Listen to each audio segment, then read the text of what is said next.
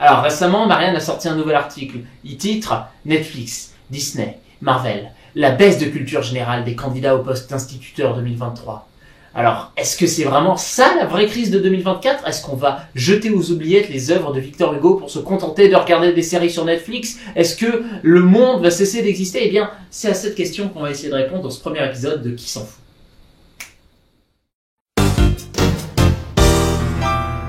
Qui s'en fout ?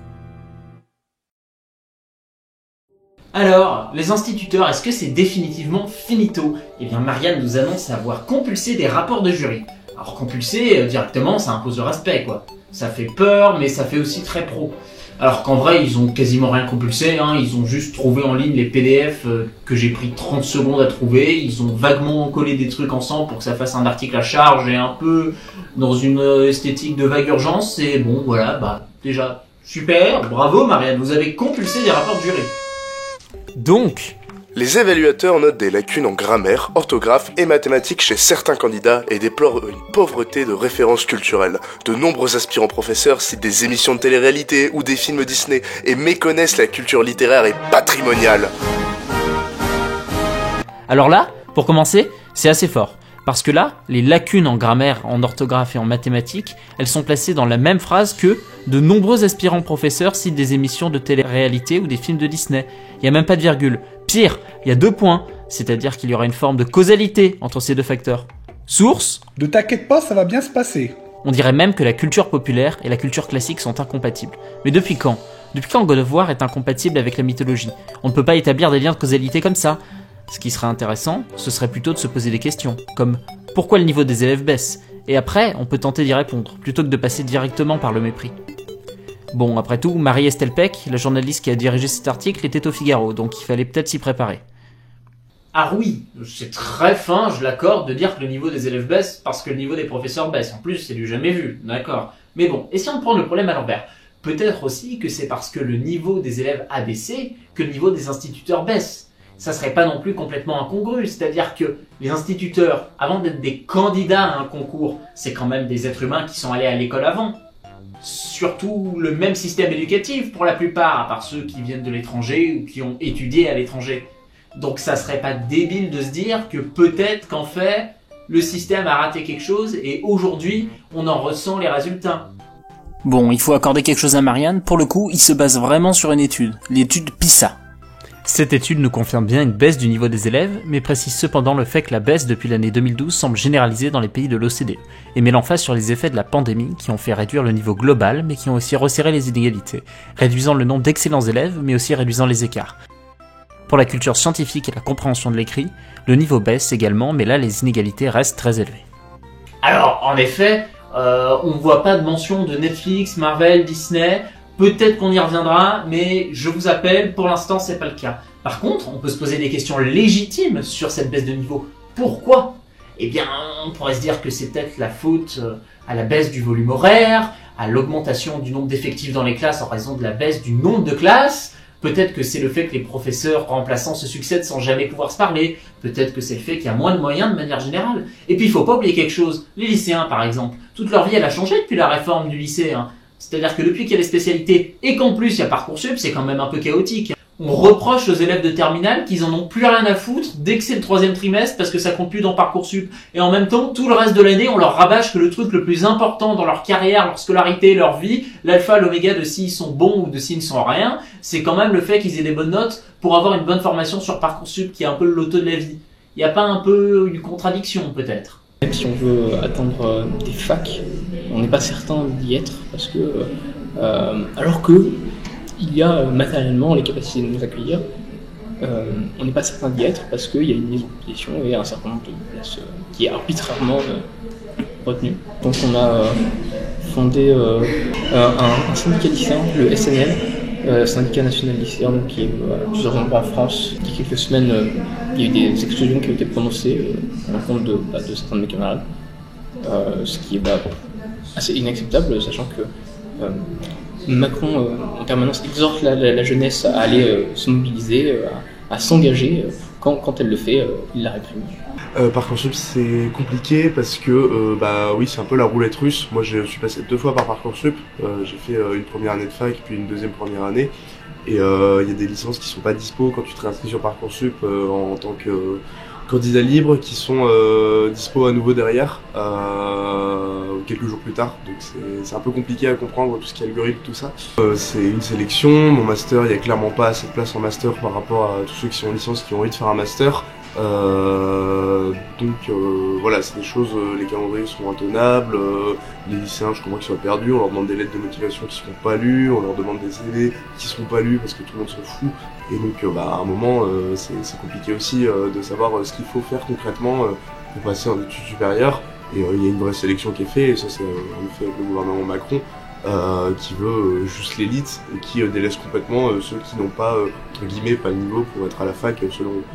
On voit bien qu'il y a une baisse de motivation qui est pas anodine là-dedans. C'est quand même vachement lié à la façon dont on apprend, dont on fait apprendre aux autres. Dans notre société, on est plutôt sur une idée de performance, de bonnes notes, qu'une idée de compréhension globale, d'apprentissage. C'est ce que souligne la psychologue Carol Dweck dans son livre « Changer d'état d'esprit, une nouvelle psychologie de la réussite ». Ce qu'elle nous explique, c'est qu'on a tendance, dans nos sociétés, à être dans des états d'esprit dits fixistes. C'est-à-dire qu'on a tendance à se dire que si on est bon dans une matière, c'est quelque part un peu inné, qu'on a de la chance et que ça ne changera pas, et que c'est pas grâce à nos efforts. Ce qui veut dire que si on se dit qu'on est bon en maths et mauvais en philo, pourquoi travailler la philo puisqu'on serait de manière innée mauvais? Oui, c'est difficile d'évoluer sainement dans notre milieu scolaire, c'est sûr. Et en plus de tout ça, il y a tout ce qu'on a dit plus tôt, la baisse des moyens. Et ça, si on veut combattre vraiment les inégalités et si on veut combattre vraiment la baisse des niveaux, c'est quand même essentiel. Et pourtant, pour Marianne, le plus important, ça reste le fait que les instituteurs, là, un peu jeunes, ils regardent sur Netflix She-Hulk et Iron Man 4 et Saitama. Mais alors, pourquoi ce mépris pour ce qu'ils appellent la culture populaire? Comment la culture populaire détruit vos capacités en mathématiques? Il y a un premier implicite là-dedans, c'est que quelque part, la culture populaire est barbare, au sens premier du terme. Nous sommes les barbares de cette petite bourgeoisie intellectuelle. Les barbares, à l'origine, ce ne sont pas les Vikings ou les Perses, mais c'est un terme passe-partout pour parler de tous ceux qui ne parlent pas la langue de Rome. Finalement, un Iron Man 5, ça vaudra jamais un Ulysse, et un One Piece, ça ne vaudra jamais l'Odyssée. D'ailleurs, désolé, c'est fini, One Piece est bas de gamme et ne pourra jamais même être humaniste.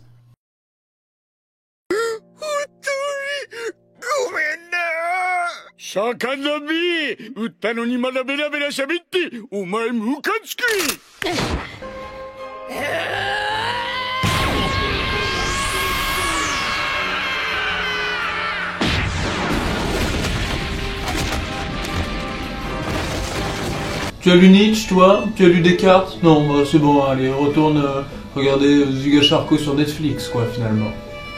D'ailleurs, la question se pose dans l'autre sens. Pourquoi on est obligé de marteler des enseignements de Madame Bovary, de la Princesse de Clèves, de Bel-Ami, et le truc ne prend tout simplement pas? Pourquoi les jeunes, la plupart, ça les intéresse pas? Pourquoi même certains profs sont pas intéressés par ce qu'ils font étudier? Peut-être que c'est parce que ces œuvres ne sont pas accessibles aux plus défavorisés culturellement. Peut-être que c'est parce que ces œuvres ne sont plus aussi révolutionnaires qu'elles ont pu l'être pour leur temps. Peut-être que c'est parce que leur enseignement est obligatoire, et on aime toujours moins faire les trucs obligatoires. Peut-être enfin parce que le sens de transmission est unilatéral. Les élèves sont forcés à lire le Malade imaginaire, mais les académiciens ne sont pas forcés à lire One Piece. D'ailleurs, légitimer cette culture dite populaire reviendrait à devoir sortir de sa zone de confort, puisque ça voudrait dire qu'il faudrait mettre à jour ses connaissances, mettre à jour son langage culturel. Le langage, d'ailleurs, c'est aussi ce qui est mis en cause par Marianne dans cet article. Et c'est pas étonnant. Le langage, quand on le maîtrise, on aime le montrer, on aime le faire valoir. Les candidats auraient des difficultés à l'oral, ils omettraient la négation dans « je ne sais pas », ce qui donne « je sais pas », ou alors il y aurait des liaisons qui n'existent pas, comme les enfants qu'ils ont. Il y a deux choses à faire noter là-dessus. La première, c'est que, peut-être oui, mais ça a quand même été compilé par Marianne dans un article à charge de 8 paragraphes. La deuxième, c'est que le langage, ça évolue bêtement. Et le je sais pas, c'est une évolution linguistique. Pour le coup, c'est un phénomène qui est documenté par des vrais linguistes qui analysent l'évolution de la langue, des scientifiques, quoi, des trucs assez concrets. Alors, mépriser le langage, c'est d'abord une façon de se faire valoir en disant que nous, on le maîtrise bien et que l'autre est inférieur à nous, ce qui sous-entend qu'on est supérieur. Mais c'est aussi de plus en plus incorrect, étant donné qu'il y a des choses qu'on appelait des fautes qui sont difficilement appelables fautes aujourd'hui. Pourquoi ne pas plutôt les accepter et expliquer comment les attribuer à un contexte plutôt que de les nier?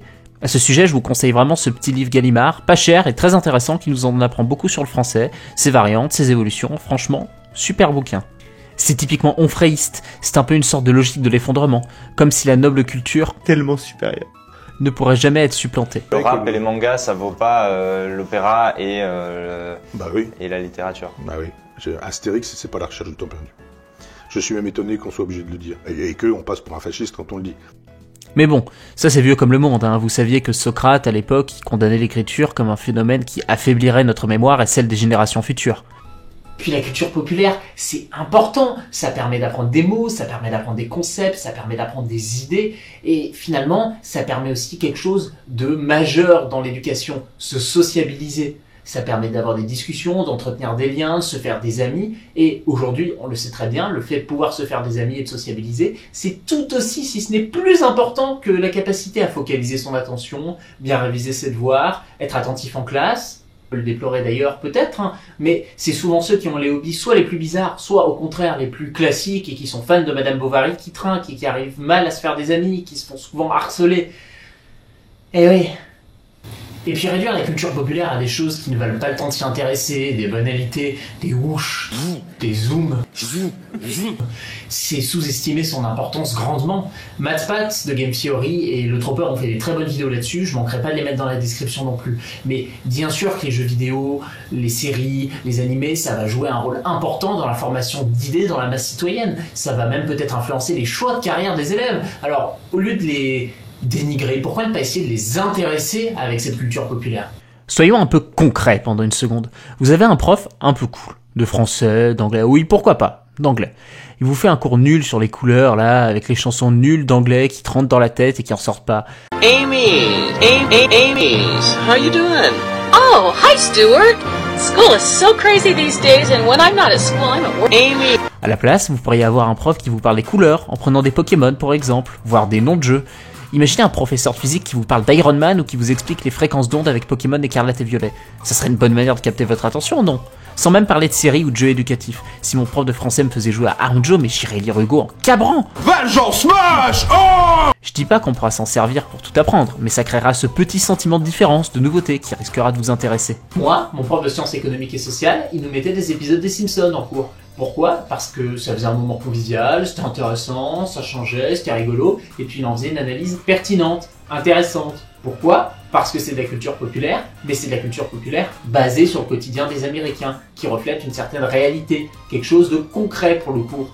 Et puis ça peut être la même chose pour les youtubeurs. On peut se demander, est-ce que Dr Nozman aujourd'hui c'est pas un peu l'équivalent du c'est pas sorcier que le prof il mettait en soum-soum parce qu'il avait pas envie de faire cours?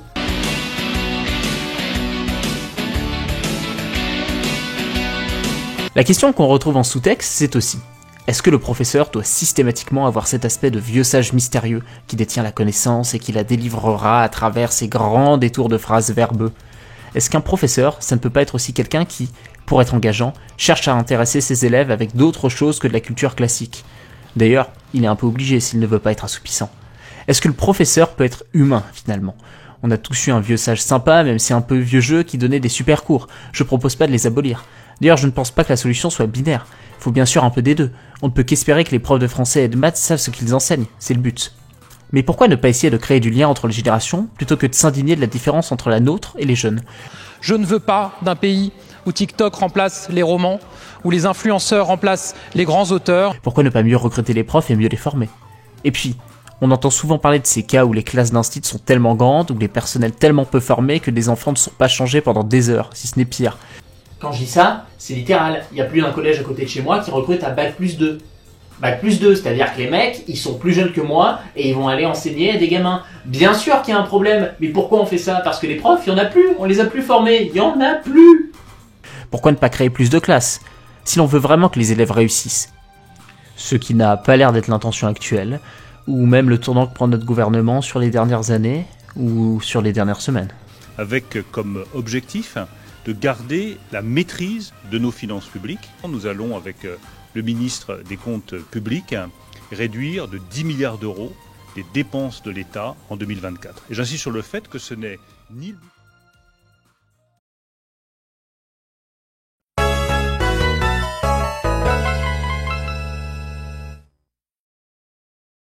Voilà, alors comme quoi on pourrait dire que tout le monde s'en fout d'un article court de Marianne, mais au final il y a pas mal de choses à dire. Et si vous vous en foutez pas, eh ben n'hésitez pas à m'envoyer des retours par écrit afin que je puisse améliorer ce format. Voilà, merci beaucoup à tous et à la semaine prochaine.